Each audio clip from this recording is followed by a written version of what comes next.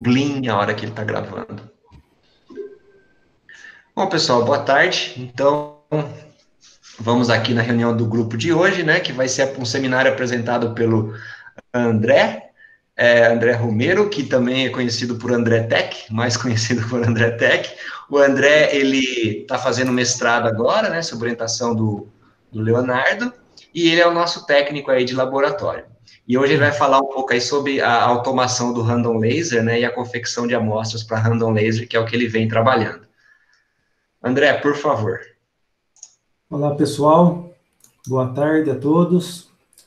Hoje, então, eu vou falar um pouco da confecção de amostras, que é algo que eu ainda não tinha feito, né? No nosso grupo de pesquisa. Então, eu vou falar da preparação dessas amostras e os resultados. Uma coisa que eu gostaria de falar para vocês é a motivação, né? O porquê que eu decidi fazer a confecção dessas amostras, né?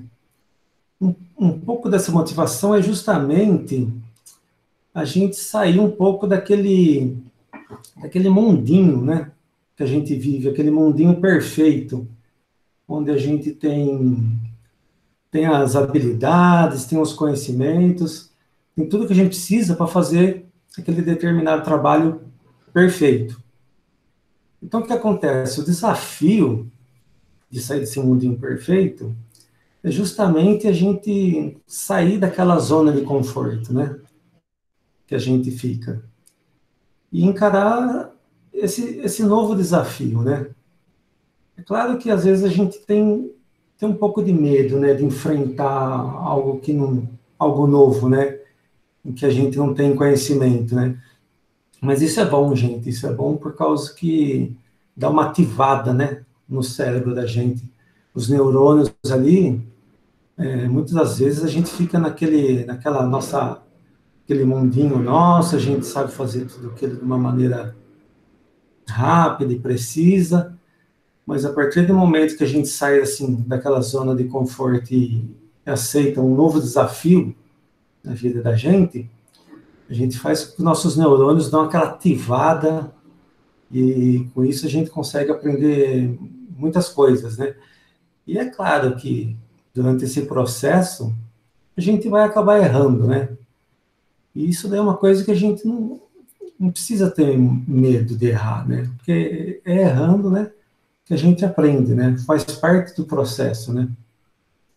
Então, ó, o que eu gostaria de mostrar para vocês, um pouco da confecção das minhas amostras, essa foto aqui que vocês estão vendo aqui, deixa eu botar o laser aqui.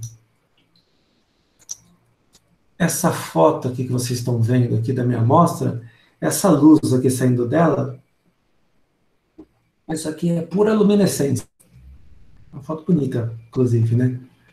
Então, um requisito que eu preciso ter para fabricar minhas amostras é o quê? É que ela tenha um meio em que eu tenha centros espalhadores. Eu preciso encontrar materiais, resinas, que a hora que eu fabrico, eu confecciono essas resinas, eu tenho que criar um material que ele tenha centros espalhadores. E depois, mais adiante, eu vou mostrar para vocês, eu dopo essa resina com um material fluorescente. Que no caso, esse material fluorescente vai ser o nosso meio de ganho. Que é através desse meio de ganho que eu vou ter o que a gente chama de random laser, né? A ação laser, né? A minha amostra, né, esses centros espalhadores, eles têm uma função dentro da minha resina.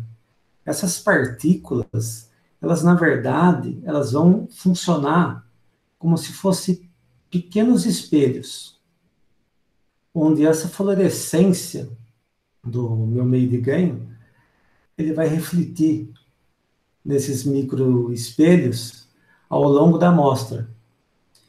E cada vez que essa reflexão vai incidindo em cada um desses espelhinhos, vai chegar num ponto, na verdade, vai chegar num limiar de intensidade de bombeio, em que essa luz vai começar a se amplificar. E essa fluorescência, ela vai passar a uma ação, ela vai ter uma ação laser. É daí que eu vou criar uma luz laser, né? Uma luz estimulada, um decaimento estimulado. E essa luz vai ter as características iguais a de um laser convencional, né? Ela vai ter um limiar de intensidade, ela vai ter uma emissão espectral bem estreita, né, como um laser convencional é. E o detalhe é que esse meio, quando eu fazer a mistura dessas amostras, dessas resinas para fazer a minha amostra, esse meio, essas partículas, elas vão se juntar de um jeito dentro da amostra, que é um jeito assim, é totalmente desordenado, é aleatório, é uma coisa que eu não tenho controle. Vai ter essa formação que vai ser um meio totalmente desordenado. Então, as resinas que eu utilizei para fazer as minhas amostras, na verdade, eu fui na tese de um colega nosso, o senhor Adriano Tuca, e lá eu tive as informações que eu precisava para poder fazer a minha amostra, né? Essas resinas, esses monômeros acrílicos, eles já há muito tempo já são utilizados no nosso grupo. Tanto esse SR499 e esse SR368 são monômeros que a maioria dos nossos trabalhos, principalmente com microfabricação, a gente já tem uma certa habilidade em trabalhar com esses monômeros e a gente já tem o conhecimento desses monômeros. Então, eu fui nessa linha de raciocínio de trabalhar com material que a gente já teria um certo background, e utilizando a tese do nosso colega, eu obtive algumas informações para poder confeccionar minhas amostras. Esses dois monômeros eu vou utilizar justamente para fazer esses centros espalhadores, essas partículas que vão espalhar a luz lá dentro da amostra. Só que esses monômeros acrílicos, eles são um desses aqui é líquido, e o outro ele é um material um pouco pastoso, uma coisa meio sólida e não é translúcida. Para fazer esses dois monômeros acrílicos endurecerem e virarem uma amostra sólida, eu utilizo uma substância que é chamada de fotoiniciador. No caso aqui é o lucirinho. Esses três elementos aqui eu utilizo para fazer minhas amostras, e esse cara aqui é o que vai fazer, através de uma lâmpada de ultravioleta, esse lucirinho aqui é o que vai fotoendurecer o meu material. Então, o que acontece? O meu meio de ganho, né? Eu estou utilizando aí um corante fluorescente que é a rodamina 6G. Eu posso falar para vocês da rodamina 6G é que ela tem as seguintes propriedades, ó. Ela tem essa estrutura aqui molecular, e a banda de absorção dela, esse aqui é o espectro de absorção da rodamina, e a banda de absorção dela é essa banda aqui, ó, ela até que é uma banda bem larga. E o pico de absorção dela aqui, na verdade, se não me engano, está em 535. E o meu laser, o laser que eu estou usando no laboratório, é um laser de 532. E ele justamente, ele pega dentro da banda de absorção da rodamina, que é onde eu preciso, é a banda que eu preciso excitar, é a banda de excitação da rodamina. E aqui esse outro gráfico que vocês estão vendo aqui, ó, o gráfico de fluorescência, é justamente a fluorescência que a rodamina vai emitir. O pico de fluorescência dela aqui está em 552. E aqui eu coloquei uma fotinho, só para vocês verem que a rodamina é esse pozinho aí. É um pozinho bem fininho. Então vamos lá. Aí, pessoal, então o procedimento que eu utilizei para fazer as minhas amostras foi o seguinte. Pegando lá as informações na tese de mestrado do nosso colega, eu fiz o seguinte, eu misturei esses dois monômeros, eu peguei 1 grama de cada um, coloquei ele num becker, um beckerzinho, esse que vocês estão vendo aqui na fotinho, e para fazer a mistura desses monômeros, eu utilizei aquele agitador magnético que tem no laboratório, né? Eu coloquei uma pulguinha lá dentro dele, e como eu falei, um é líquido e o outro é meio pastoso. Então, para poder fazer a mistura desses dois, ficar uma mistura bem homogênea, nesse agitador magnético eu consigo aquecer a minha amostra dentro do becker.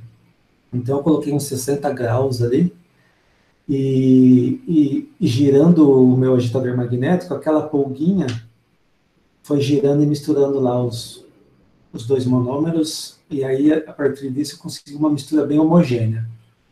Eu, se eu não me engano, eu deixei acho que por uma hora esse negócio girando lá no laboratório de química, que é para ter certeza que ia ficar uma mistura bem homogênea.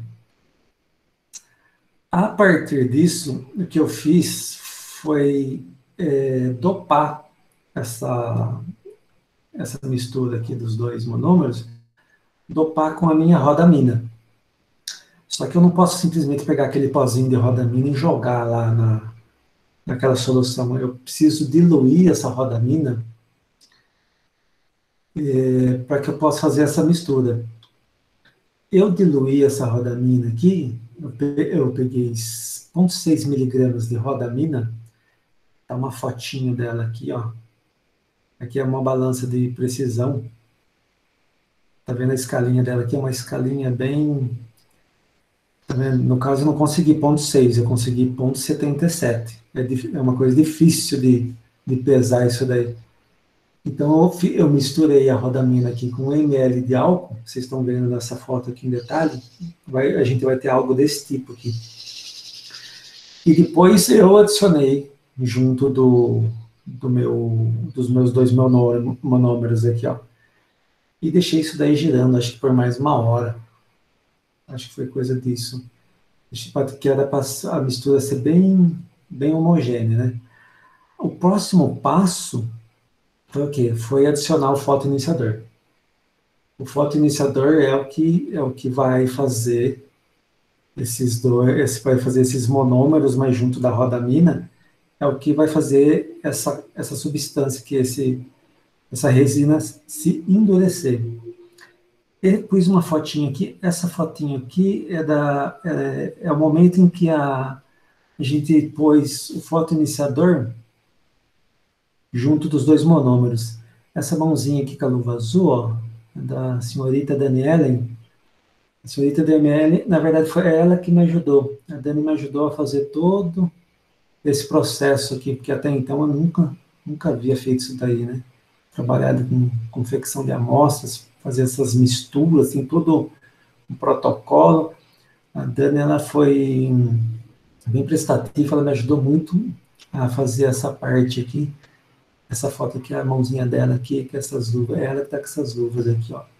A partir do momento que eu coloquei o fotoiniciador, eu deixei girando lá também no agitador magnético por um tempo lá. Só que a partir desse momento você tem que recobrir a sua amostra com um protetor. A partir do momento que você põe esse fotoendurecedor nos seus monômeros, na resina, você não pode deixar ele exposto à luz, porque ele vai fotoendurecer. Ele vai começar a endurecer. Então a gente coloca um negócio ali que a gente tem, que a gente protege ele da luz. Aqui eu fiz questão de colocar a balança, porque é uma coisa... Eu nunca tinha pesado nada assim numa balança. É uma loucura isso aqui. A gente tem que colocar esse papelzinho alumínio aqui. A Dani me ensinou. A gente põe um papelzinho alumínio aqui. A gente faz a gente zera a balança. Depois, com muita delicadeza, a gente vai colocando o pozinho de rodamina ali para poder fazer a pesagem. E isso aqui é uma coisa muito precisa. É algo que é bem delicado isso daí. Então, vamos lá, pessoal. Aí, essa foto aqui, ó, da direita, que é a última foto, essa luz que vocês estão vendo aqui, ó, é as luzes de UV, tá bom? É onde eu vou fazer o meu foto endurecimento aqui da minha resina. E como é que eu preparei essa minha amostra aqui? Vocês estão vendo aqui, que essa argolinha aqui, pessoal, foi uma sacada aqui do Leonardo, onde essa argolinha, na verdade, são oringues. É uns oringues que a gente tem lá no laboratório. É um oringue bem pequenininho, acho que ele tem uns 8, 9, 10 milímetros de diâmetro. Então, eu uso esse oringue aqui para gotejar a minha amostra, que é a minha resina, dentro desse oringue aqui. E eu faço de um jeito aqui, ó, que ele fica tipo de uma camadinha, assim, ele tá quase, ele fica bem preenchido. Eu tenho que botar uma quantidade ali, que é para ter certeza que vai preencher. Porque depois eu venho com uma outra lâmina aqui, ó, e cubro, faço esse sanduíche dessa amostra aqui. Aí o intuito disso é justamente não ter nenhuma bolha de ar aqui no meio da amostra e ficar com ela com as superfícies bem planas, ok? Então, ó, com uma luz de UV, eu faço a foto. Você vê que o próprio UV aqui, ele já está, a minha amostra está fluorescendo aqui, ó. Eu faço foto endurecimento desses caras aqui. Isso aqui, essa luz de UV, eu deixei 24 horas isso daí lá. Eu deixei isso aí de um dia para o outro. Deixei endurecendo lá de um dia para o outro. E aí, então, o que eu obtive, pessoal, ó, é isso aqui, ó. Meu resultado é esse aqui, ó. É minha amostrinha. Já eu tirei lá de dentro daquela lâmina. Eu ainda não consigo entender, por mais que eu faça, ainda ficam umas bolinhas lá dentro, tá vendo? Tem umas bolinhas. Eu tenho que descobrir o que se passa aqui ainda. E esse oringue é uma coisa que ele é bem molinho, é um plastiquinho ali bem molinho. Depois que você tira ele, ó, você fica com só a sua amostrinha aqui, ó. Ela fica bem bonitinha aqui, ó. Essa amostra aqui, ó, eu fiz sem a rodamina. Tá vendo? Eu fiz só os 2 monômeros com essa amostra aqui. Tá vendo que o aspecto dela, e ela é uma amostra translúcida. Eu tirei a absorção, você faz consegue ter um aspecto de absorção dessa amostra tranquilamente. E aqui está aqui, ó, o meu aparato experimental. Esse aqui é o meu suporte, onde eu coloco as minhas amostras, tá vendo? Então, como ela sai redondinha, bonitinha, dá para colocar nesse carinha aqui tranquilamente, ó. Olha que foto bonita isso aqui, ó. Isso aqui é luminescência pura, ó. Bem da hora. Então, vamos lá. Esses aí foram os resultados, sim, conseguimos fazer a amostra, né? E aí o que eu obtive foi o seguinte, pessoal. Eu fiz, na verdade, as amostras com diferentes tipos de concentração de rodamina nela. A primeira que a gente fez, eu com a Daniele, foi uma amostra de 0,3 miligrama de rodamina. Essa amostra eu não consegui tirar sinal dela. Acho que a concentração estava muito baixa. Aí, depois, então, eu acabei fazendo uma de 0,6 miligramas de rodamina nela. E depois eu fiz uma de 1,23 miligramas. E eu acabei fazendo uma de 5 miligramas de rodamina. Só que essa de 5 miligramas eu acabei não deu tempo de fazer algumas amostras, de fazer algumas medidas de random laser.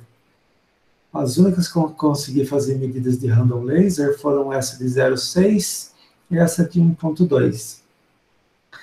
E aí, vocês conseguem ver aqui que, pela foto aqui, dá para perceber que essa aqui é um pouquinho mais clara e essa aqui já tem um tom um pouco mais escuro. É perceptível que, como a concentração muda, né, a aparência da amostra. E esses dois gráficos aqui, ó, são os gráficos típicos aí de uma medida de random laser, né? Onde nessa linha azul aqui, eu consigo demonstrar que num determinado limiar de energia de bombeio, a curva muda, né? A curva muda, o seu perfil muda, o seu comportamento, né? E também eu consigo aqui, ó, através dessa linha cor preta, demonstrar que a largura de banda espectral da minha medida, ela vai se afinando com o aumento da energia de bombeio, né? Se você vê que aqui, a partir de uma determinada energia de bombeio, eu tenho uma largura de banda, né, da ordem de 5 nanômetros, né? Aí eu vou demonstrar, acho que no próximo slide, o comportamento. Eu vou demonstrar nesse slide aqui a análise das duas amostras, né? Você vê que, na verdade, o limiar onde ocorre aqui, pessoal, isso daqui, ó, de 0 até uns 150 microjoules, isso aqui é luminescência. A partir desse limiar até aqui em cima, isso aqui é laser, né? É ação laser, isso aqui. Eu passo de luminescência a ter uma luz laser. Esse limiar aqui onde isso ocorre, tanto para a amostra de 1.2 como para a amostra de 0,6, você vê que esse limiar ele se manteve igual. Mesmo eu fazendo as duas amostras separadas, para cada, não sei se vocês notaram, mas para cada amostra, para cada concentração, eu refiz as amostras tudo de novo. Eu pesei elas tudo de novo, eu misturei elas novamente. Então, olha só, mesmo eu fazendo duas amostras separadas, como a proporção dos monômeros e a quantidade deles foi praticamente igual, os meus centros espalhadores, né, aquelas partículas, a distância entre elas que se manteve. Mesmo elas tendo aquele aspecto desordenado e aleatório de formação entre elas, aquela estrutura, aquela matriz que se formou, elas se mantiveram. Tanto que o limiar, tanto da amostra 1 como da amostra 2, o limiar de intensidade aqui, ele se manteve. A ação laser, ela parte daqui do mesmo ponto. Entende, né? Agora, você percebe que na curva 1, aqui na amostra 1, ela está mais ascendente aqui. Você vê que essa amostra que eu coloquei uma maior concentração de rodamina, a gente pode dizer que, na verdade, ela conseguiu ser mais eficiente do que a amostra que eu coloquei menos rodamina, né? Por uma mesma intensidade aqui de bombeio, eu tenho uma maior potência, eu tenho uma maior energia de laser do que a amostra com menor concentração de rodamina. Ou seja, o ganho foi maior, onde teve mais concentração. Ou seja, a conversão de energia ali foi mais eficiente. Então, aí a gente começa a pensar se eu, por exemplo, fizesse uma amostra com uma maior concentração ainda de rodamina, eu teria um ganho maior. Então, essa seria o pensamento, né? A linha de pensamento. Mas vamos ver mais adiante que não é, as coisas são um pouco diferentes. Aqui é um gráfico típico que eu peguei a amostra aqui de 1,23 miligramas, e esse gráfico na esquerda aqui é aquele gráfico típico aqui de random laser, onde a gente demonstra que com a variação de intensidade de bombeio, que é aqui nesse Pulse Energy, a gente vai vendo que o perfil de intensidade aqui, né, a forma espectral do meu random laser, ele vai afinando, né? Esse GIF aqui, fiz um GIF animado para demonstrar isso. Você vê que no começo do GIF aqui, é formado um pequeno platô, ele vai começar novamente. Nesse instante aqui, isso aqui é só luminescência. Isso que vocês estão vendo aqui é só luminescência. Agora, desse limiar em diante, o que nós temos aqui é uma luz de laser, né? É uma luz estimulada, né? Então, vamos lá. Próximo slide. E aqui eu vou falar para vocês o seguinte, que o que eu fiz foi fazer... Eu tirei um espectro de fluorescência no nosso fluorímetro, e através desse espectro de fluorescência eu obtive o seguinte resultado. Para essa curva aqui, essa linha preta aqui que vocês estão vendo, que é a minha amostra de 0,6 miligramas de rodamina, eu obtive esse pico de intensidade aqui, de fluorescência.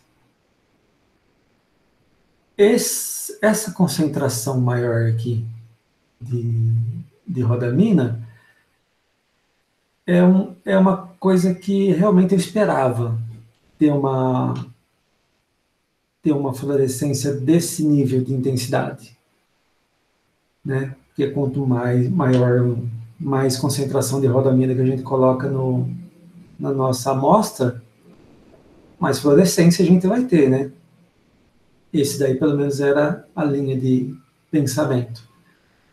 Só que, para minha surpresa, a hora que eu fui fazer a medida da amostra que eu havia feito de 5 miligramas de rodamina, a intensidade da fluorescência deu menor. Além de dar menor, ela deu uma curva estranha aqui, né? E o que será que deve ter acontecido, né? Eu tomei todos os cuidados certinho de alinhamento para fazer essa medida, né? O que aconteceu, pessoal, foi o seguinte, é que a nossa rodamina, né, ela tem uma curva de absorção e uma curva de emissão, que nem eu mostrei para vocês lá no começo da apresentação. E num determinado comprimento de onda, essa curva de absorção e emissão, elas se overlapam. Então, o que acontece? Se eu aumentar muito a concentração de rodamina na minha amostra, essa fluorescência vai ser tão grande que, na verdade, a minha amostra, a minha rodamina, ela vai reabsorver a minha fluorescência. E é justamente isso que está acontecendo nessa curva aqui que a gente está vendo no gráfico. A minha amostra, ela está praticamente reabsorvendo a emissão da minha fluorescência. Ok? Então, provavelmente entre esse 1,3 e esse 5,2, provavelmente entre esses dois valores deve ter um ótimo de absorção ali, né? Deve ter alguma medida ali que eu teria que achar, algum ótimo, onde a minha emissão não seria tão tão intensa a ponto do meu material reabsorver a minha própria emissão. Ou talvez esse 1,2, por coincidência, eu achei, sim, de primeira, né? Talvez aí seja o meu ótimo. Eu acho que não, né? Então vamos lá para o próximo slide, onde eu vou... Ah, tá. Aqui eu queria mostrar, são algumas medidas que eu fiz, onde eu fui variando os parâmetros do meu monocromador, né? O espectrômetro que eu utilizo para fazer essas medidas de random laser são esses espectrômetros portáteis que a gente tem no laboratório. E esses espectrômetros a gente consegue variar alguns parâmetros, né? Então, aqui nesses dois gráficos de cima, eu tenho aquele gráfico típico de intensidade de bombeio em função do pico de intensidade dos espectros. E aqui no gráfico, esses dois gráficos de baixo, são aquele gráfico típico também, onde eu meço a largura da banda espectral ali no meu espectro. Então, o que eu fiz primeiro foi fixar um parâmetro que tem no espectrômetro lá, que é esse parâmetro aqui é o tempo de integração. Tá? Eu utilizei o mesmo tempo de integração para fazer esse teste, e eu variei, na verdade, o número de médias. Ok? Para esse aqui em preto, eu coloquei uma média, o outro eu coloquei 5 médias e o outro 10 médias. Olha, eu consegui perceber, aqui talvez vocês não percebam, mas a minha impressão eu tive de que, para quanto maior número de médias, a qualidade do meu gráfico ele fica um pouco melhor. Né? Você vê que aqui também, ó, para 10 médias aqui, esse vermelho aqui, a qualidade está bem melhor do que se eu utilizasse, por exemplo, esse aqui em preto, uma única média, vira uma pipoqueira danada, você não consegue tirar muita coisa daí. Aí um outro teste que eu fiz foi fazer o quê? Eu aumentei o tempo de integração do monocromador, né, do nosso espectrômetro. Então, aqui é perceptível que com 200, aí eu aumentei o tempo de integração e fiz o teste com 5 médias e 10 médias. Né? E aí a gente vê perceptível que, aumentando o tempo de integração, a qualidade da aquisição fica bem melhor do que com 100 milissegundos, e com uma medida que a gente utiliza 10 médias, realmente a qualidade fica bem melhor. O ruído, a variação entre as medidas não fica tão, né, não fica tão disperso. Só que com isso, a gente perde um pouco no tempo, na verdade. O que acontece é que eu demorei, com 200 milissegundos, eu demorei um pouco mais para fazer essa medida, alguns minutinhos a mais. Mas não é tanto assim também, não. Até que é uma medida rápida. Né? Com automação, fica tudo muito mais rápido. Né? Aí, vamos lá. Aí, então, aqui, pessoal, aqui é só algumas curiosidades que eu queria mostrar para vocês. Né? A primeira tentativa de amostra que eu tentei fazer não deu muito certo, não, porque, não sei se vocês conseguem perceber, aqui ó, ficou um negócio meio côncavo. E a planicidade que eu preciso ter entre as minhas faces, eu achei algo importante. Assim, é muito mais fácil fazer uma medida se a gente tem a superfície bem plana, né? Aqui é uma outra amostrinha que, por coincidência, que saiu, parece um coraçãozinho, né? Saiu um negócio meio engraçado aqui. Aqui eu queria mostrar para vocês, ó, eu fiz na impressora nossa 3D, eu fiz alguns suportezinhos, eu imprimi uns suportezinhos que a gente pode acoplar facilmente aqueles postinhos que a gente tem no laboratório, né? E aqui eu colei, eu peguei aquela cola quente lá e colei bem facinho, ó, dá para mostrar aqui, ó, é bem facinho colar a amostra aqui no suportinho. E aqui na direita é a montagem experimental. Na verdade, eu precisava mostrar isso aqui. Putz, eu acabei não mostrando. Mas eu precisei fazer algumas mudanças na montagem experimental do meu sistema, porque a impressão que eu tive que para amostras com concentração menor de rodamina, dá a impressão que esse ângulo aqui, ó, esse ângulo ele fica um ângulo mais agudo. Para concentrações maiores, o ângulo onde eu tinha o meu random laser, ele saía uma direção mais, um ângulo mais maior aqui. Então eu precisei colocar um espelho aqui, né? E precisei fazer um rearranjo do meu experimento aqui para fazer a coleta desse sinal aqui. Isso aqui é alguma coisa que eu vou discutir com o Leonardo Deboni depois, mais tarde.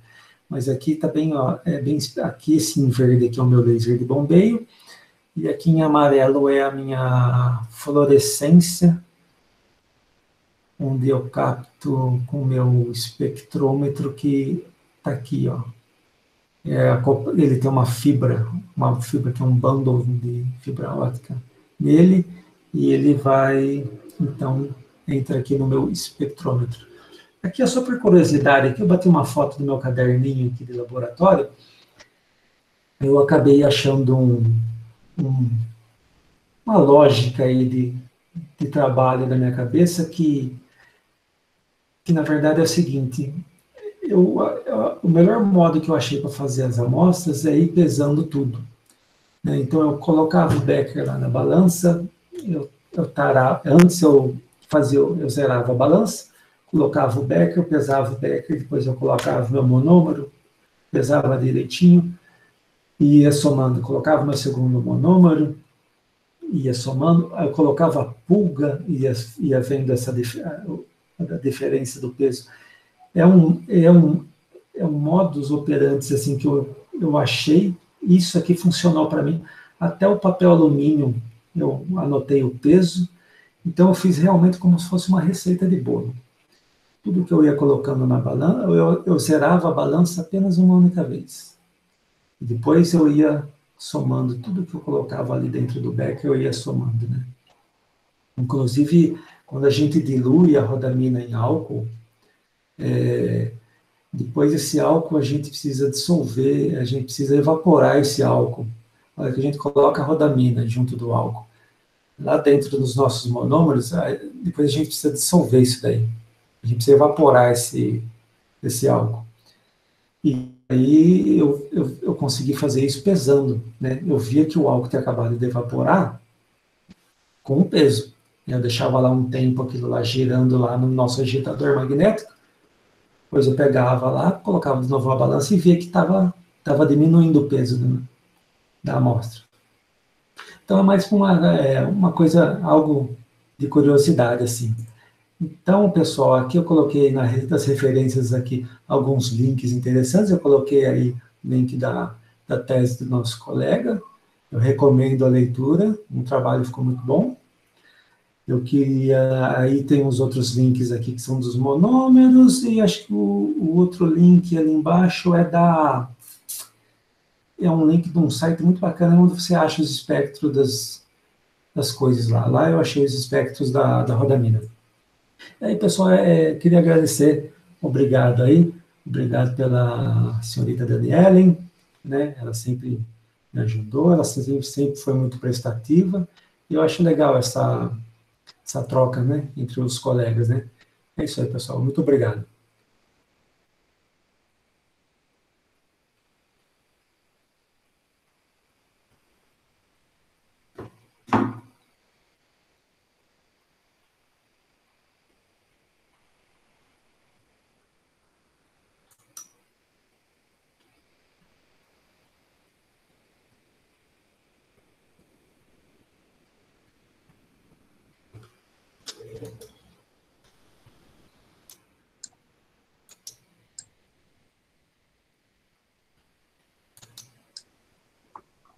Alô? André, o Kleber sumiu? Eu não sei. Pô, eu falei pra caramba, hein? Falou, Quanto tempo eu falei, hein? não sei, deixa eu ver aqui. 40 minutos, mais de 40 minutos.